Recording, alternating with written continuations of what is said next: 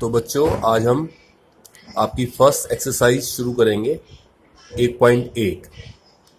इसमें पहला क्वेश्चन है आपके पास कि क्या 0 एक परिमेय संख्या है? शून्य। क्या 0 एक परिमेय संख्या है? यदि है तो क्या आप इसको P बटा Q के रूप में लिख सकते हैं? ये बात हमने आपको पहले ही बता दी थी।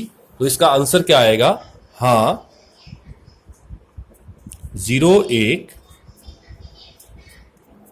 परिमेय संख्या है। अब परिमेय संख्या क्यों बनेगी? आप इसे P बटा Q के रूप में लिख सकते हैं। क्यों? क्योंकि जिसके बटे में कुछ ना हो उसके बटे में हम 1 लगा सकते हैं। क्योंकि हम इसको लिख सकते हैं 0 को 0 बराबर 0 बटा 1। आप इसे कंपेयर कर लें P बटा Q के साथ, तो P का मान क्या आया? 0। Q का मान क्या आया? 1। दोनों ही क्या है? पूर्णांक।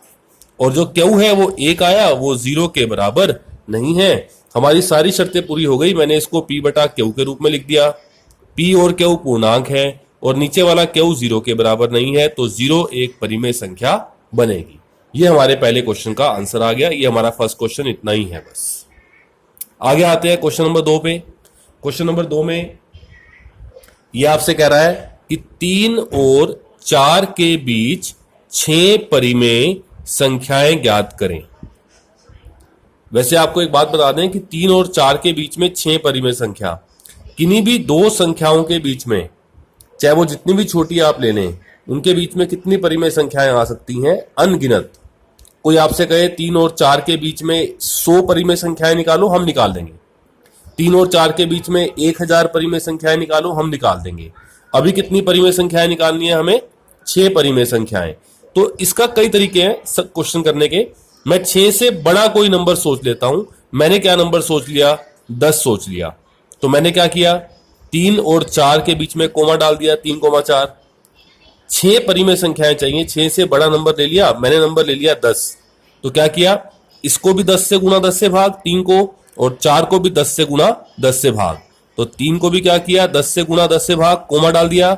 4 को भी क्या किया? 10 से गुना 10 से भाग। तो क्या बन गया? जब मैंने इसको गुना किया ऊपर, 3 धाए 30 बटा 10 और 4 धाए 40 बटा 10। दोनों के बटे बराबर होने चाहिए, बटे बराबर है। अब 30 और 40 के बीच में क्या 6 संख्याएं आ रही हैं? आ रही हैं। 31, 32, 33, 34, 35, 36।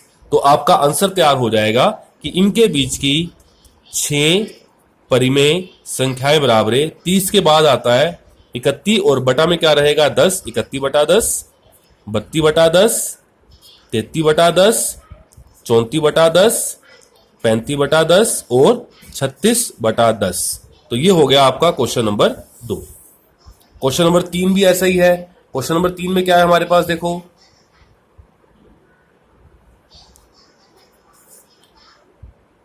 कि 5 परिमेय संख्याएं निकालो 3 बटा 5 और 4 बटा 5 के बीच में। 3 बटा 5 और 4 बटा 5 के बीच में 5 परिमेय संख्याएं। पहली शर्त यह है कि दोनों के बटे बराबर होने चाहिए। इसका बटा भी 5 है, इसका बटा भी 5 है, बटे बराबर है। 5 परिमेय संख्याएं निकालनी है, तो 5 से बड़ा कोई नंबर सोच लो। मैंने फिर से अपनी आसानी के लिए 10 सोच लिया। इसको भी 10 से गुना भाग, इसको भी 10 से गुना 10 से भाग। तो क्या बन जाएगा? 3 बटा 5, 10 से गुना 10 से भाग, कोमा 4 बटा 5, इसको भी 10 से गुना 10 से भाग कर दिया। तो क्या बन गया? 3 धाए 30 बटा 50 और 4 धाए 40 और 5 धाए 50। तो ये क्या आ गया? 40 बटा 50। दोनों के बटे बराबर हैं, ये शर्त है, बटे बराबर होने चाहिए।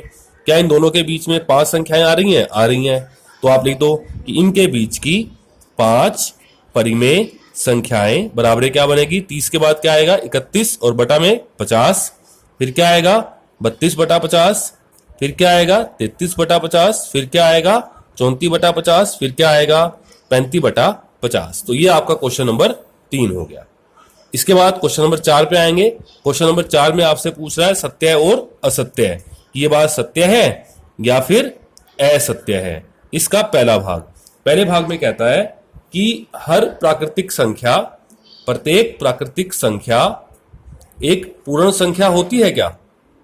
प्राकृतिक संख्याएं देखो कौन सी होती हैं? 1, 2, 3, 4 ऐसे चलता रहेगा। और पूर्ण संख्याएं क्या होती हैं? 0, 1, 2, 3, 4 ऐसे चलता रहेगा। क्या ये सारी की सारी इसके अंदर आ गई? 1 यहां पे आ गया, 2 यहां पे आ गया, 3 यहां पे आ गया, सारे आ गए, तो ये वाली बात क्या हो जाएगी हमारे पास? सत्य है। दूसरे भाग में कहता है प्रत्येक पूर्णांक एक पूर्ण संख्या है क्या? अब पूर्णांक क्या है मेरे पास? 0, 1, 2, 3 ऐसे चलता रहेगा, और इसके माइनस वाले भी -1, -2, -3 ऐसे ही चलता रहेगा। और पूर्ण संख्याएं क्या है? 0, 1, 2, 3 ऐसे चलता रहेगा। क्या ये सारे पूर्णांक इसमें कवर हो गए? ये -1 है, क्या यहां पे आया -1? नहीं आया, यानी कि प्रत्येक पूर्णांक एक पूर्ण संख्या नहीं है। तो ये वाली बात क्या हो जाएगी? असत्य है। और एक लास्ट तीसरा भाग है, थर्ड भाग, ये कह रहा है कि प्रत्येक प्राकृतिक संख्या, प्रत्येक परिमेय संख्या एक पूर्ण संख्या होती है क्या? पूर्ण संख्याएं कौन सी होती हैं? 0, 1, 2, 3 ऐसे चलता रहेगा। और परिमेय संख्याएं क्या होती हैं जिसको आप p बटा q के रूप में लिख पाए? क्या ये सारी की सारी इसमें कवर हो गई? एग्जाम्पल के लिए परिमेय संख्या है 2/3, ये परिमेय संख्या है, क्या ये इसमें कवर हो गई? नहीं हुई। 1/4 नहीं हुई। 4/7 परिमेय है लेकिन पूर्ण नहीं है, तो ये वाली बात भी क्या हो गई? असत्य है। तो ये हमारी एक्सरसाइज 1.1 पूरी हो गई। इसको अपनी कॉपीज के अंदर सारे बच्चे कर लें। Thank you.